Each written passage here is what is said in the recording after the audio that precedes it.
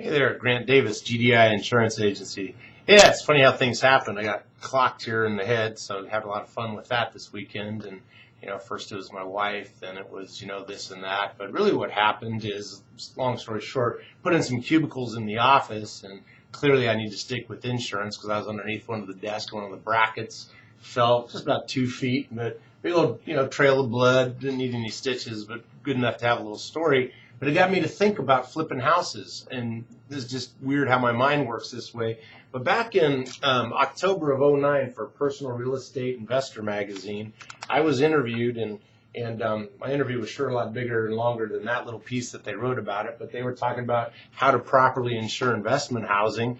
And it came up the other day because we do insure some housing flippers, and it's kind of a growing trend. People are buying houses in foreclosure, court step lawn. As a matter of fact, the guy that we bought the cubicles from, he was telling me that's what he's been doing, and he goes and he buys the houses in foreclosure, he fixes them up, and then resells them.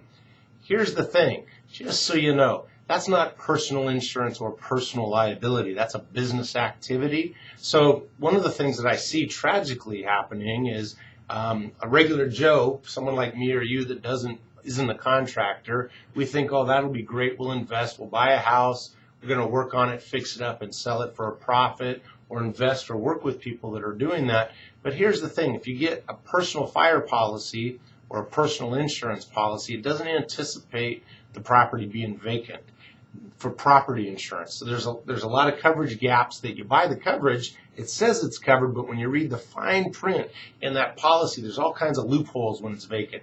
The second thing to think about is personal liability compared to commercial liability. Commercial liability, someone's working on the property for a business transaction, buying and selling, and something falls and clocks one of those workers or one of the people inside there or an inspector. That's a business liability loss under premises operations, not a personal liability loss. And a lot of people think, well, we'll just say this and that. That's insurance fraud. You don't want to get involved in that either. It's just too easy to cover it the right way. Why mess around just because someone doesn't know what they're doing when you call your local agent and they say, oh yeah, we'll just do this and that. No, run from those guys if they don't know what they're doing. You need a comprehensive general liability just like a contractor would need, because guess what? When you fix up a house and resell it, you're acting just like a housing developer would act. You're hiring subcontractors. You need to get from them certificates of insurance, naming you as an additional insured, because you got product exposure for 10 years. And guess what? That piece of sheetrock that you had rehung in there, if it falls and hits somebody, bodily injury is lifetime in California. That's right, lifetime. 20 years from now, something you did to flip that house falls and hurts somebody, you could be responsible because they're going to look back who owned the property at the time and what happened to cause this to happen. You didn't just buy a house and resell it. You bought a house, put in work, hired contractors, fixed it up, and then resold it. I'm driving down the street to pick my young son up today from junior high school, and I see 4 houses on this one big street. All of them, I saw, big weeds in the yard and various places of decay, all being fixed up to be resold. There's for sale signs. The houses are coming along. They were bought and being flipped. And I'll bet you not one of them has the proper insurance, because every time I look or every time I hear someone's using personal insurance for business exposures. Think about it. It kind of makes sense.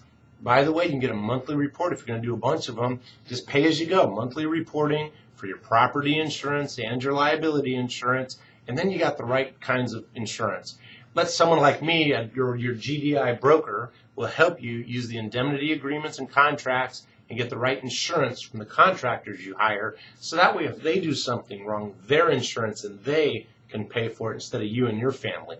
Hey, thanks a lot. I hope this helped a little bit. And if you're going to flip some houses, make sure and talk to a GDI insurance broker first. Thanks a lot.